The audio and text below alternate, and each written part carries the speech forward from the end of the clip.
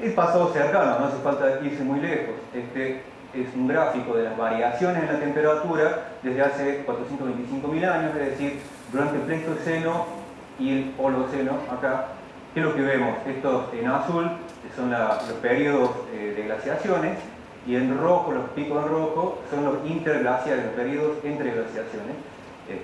Lo primero que salta a la vista es lo cortito, que son los periodos interglaciares, y ojo que nosotros estamos viviendo ahora un periodo interglacial que va a ser cortito, y entre esos periodos, unos largos periodos de glaciaciones.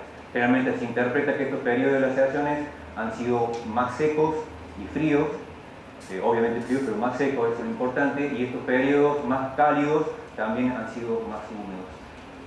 Acá nos vamos a centrar a partir de este último interglaciar, desde que empezó aproximadamente hace 140.000 años.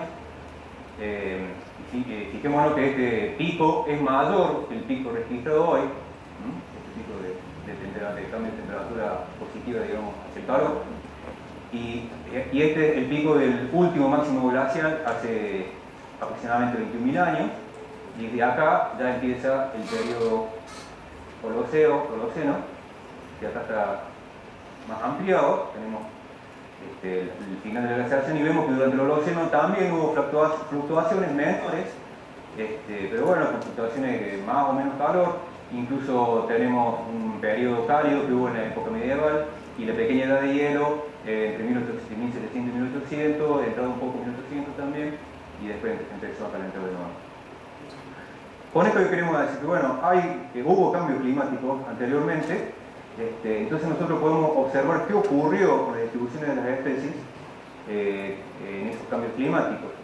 Sabemos estos cambios climáticos, bueno, principalmente hay mucho trabajo de sedimentología, pero desde la parte biológica también se puede analizar el polen fósil, que son estas obras de arte diminutas, que se analizan, se ve de qué especie se trata, si eran especies de lugares secos, de lugares húmedos. Nosotros podemos saber entonces qué vegetación y por lo tanto qué clima había en un lugar determinado, y en base tanto a sedimentos como polen, estos autores, Sione y colaboradores, desarrollaron un mapa tentativo de la vegetación durante el Pleistoceno tardío, es decir, cuando estaba terminando la última glaciación,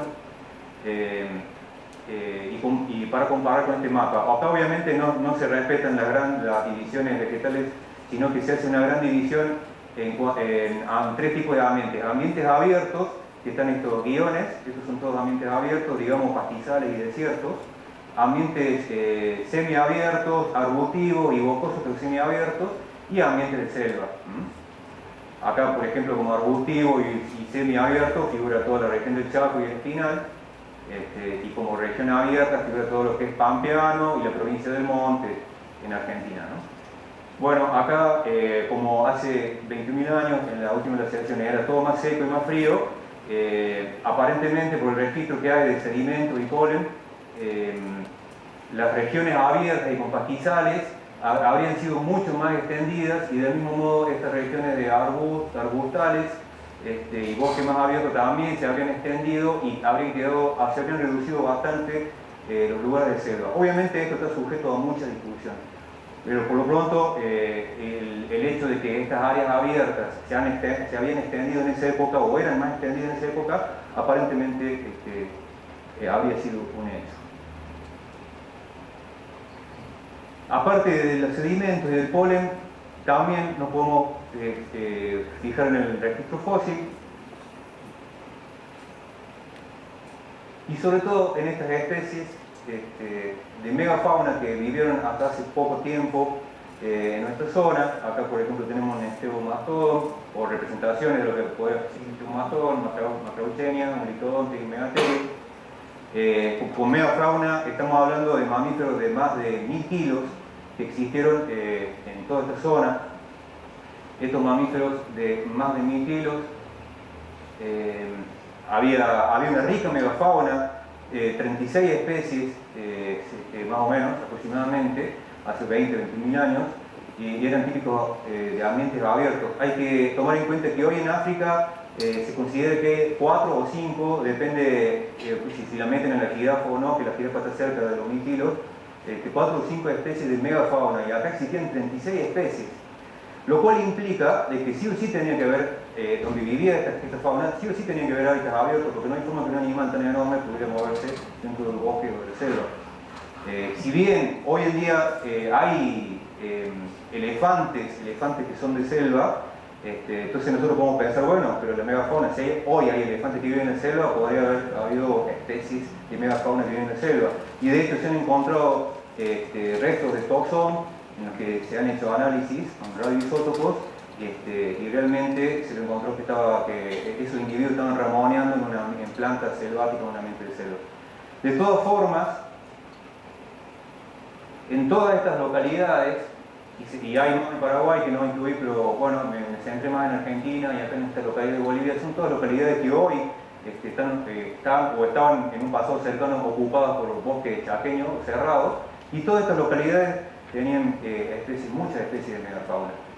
Incluso donde se ha encontrado toxón, que es esta especie que vimos recién, también se le ha hecho el análisis de radioisótopo y se comprobó que había estado pastoreando sobre pastos C4, o sea que evidentemente todos estos lugares no estaban ocupados por bosques chaqueños, sino que estaban en esa época ocupados por ambientes abiertos, más o menos siguiendo esta distribución que propusieron estos autores de ambientes abiertos en Sudamérica. Con esto aquí llegamos que hubo un cambio de clima y que el cambio de clima influyó sobre la distribución de la vegetación, y esa influencia sobre la distribución de la vegetación a su vez influyó en la distribución de las especies animales. ¿Qué tenemos ahora? Tenemos herramientas que desde hace aproximadamente unos 15 años que han empezado a usarse, digamos, ya más fuertemente en ecología, que son los modelos de nicho. ¿De qué se trata un modelo de nicho? Vamos a tomar como ejemplo este pajarito, por tomar un ejemplo cualquiera, que es el soldadito, bien típico del Chaco occidental. ¿Qué es lo que nosotros podemos hacer? Si conocemos los valores climáticos de cada una de esas localidades en donde está presente este pájaro, por ejemplo, los valores de temperatura media, máxima y mínima, y precipitaciones, para este sitio, para este y para todos los sitios, lo que podemos hacer, bueno, podemos construir una ecuación, que en definitiva lo que nos va a expresar esa ecuación es el nicho fundamental, es decir, las condiciones potenciales en donde ese animal está, en donde el ambiente es apto climáticamente para que ese animal pueda vivir.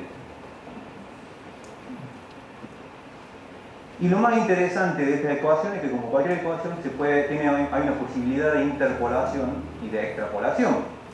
¿Qué quiero decir con esto? Esto implica el uso de capas en formato de Higgs. Entonces imaginemos que tenemos una capa Higgs, para el que no sabe el sistema de información geográfica, tenemos una capa de precipitación, de temperatura dependiente de elevación y todas las que nosotros consideremos pertinentes para delimitar la distribución de una especie determinada. Y bueno, estos son un punto a modo de ejemplo. Y tenemos nosotros información sobre elevación pendiente de temperatura y precipitación para cada uno de los puntos, pero también al tener capas en formato de sistema de información geográfica vamos a tener información de las mismas variables para toda nuestra área de estudio, no solo para estos puntos.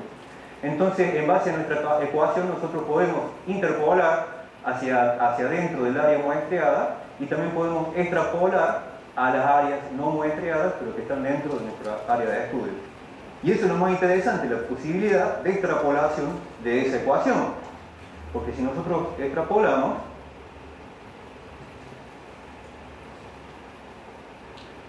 vamos a obtener un mapa cercano a un mapa de distribución.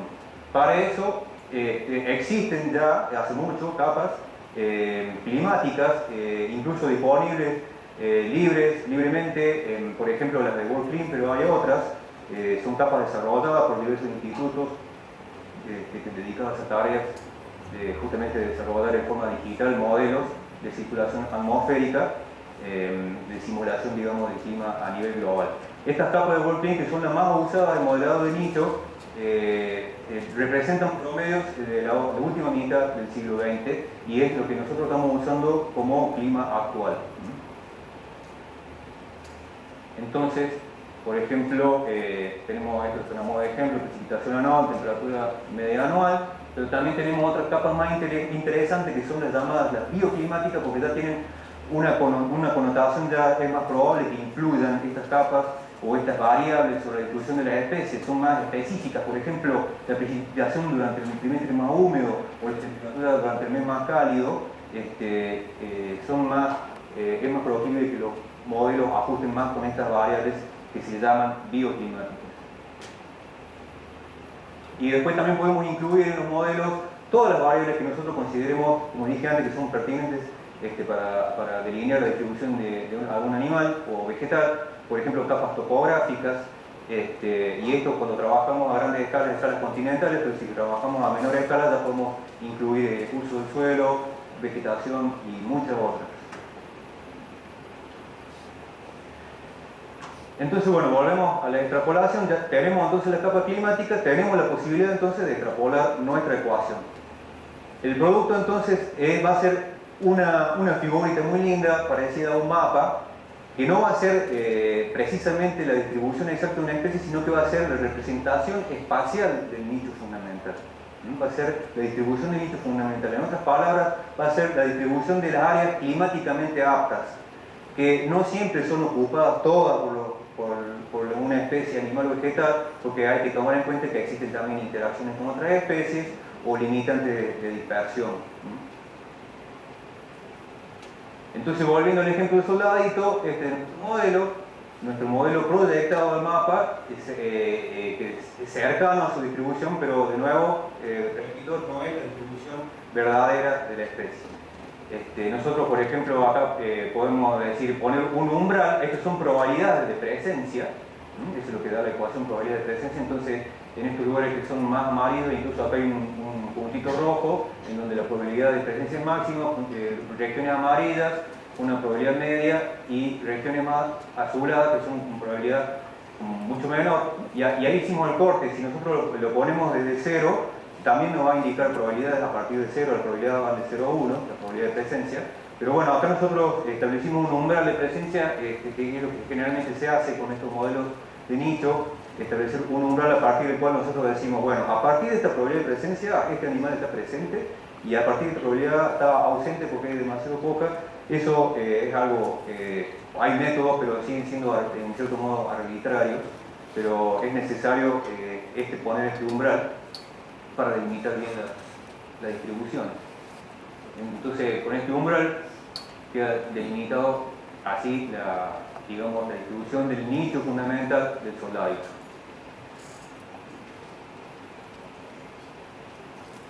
Y es interesante el tema de las extrapolaciones porque nos permite un producto extra. Por ejemplo, acá en el caso de este pichicheo chaqueño, un armadillo muy pequeño y subterráneo, del cual hay muy pocas localidades de presencia, conoce muy pocas localidades de presencia, nos dio acá una extensión de su distribución hacia el sur, a que tradicionalmente se pensaba que se distribuía hasta acá nomás.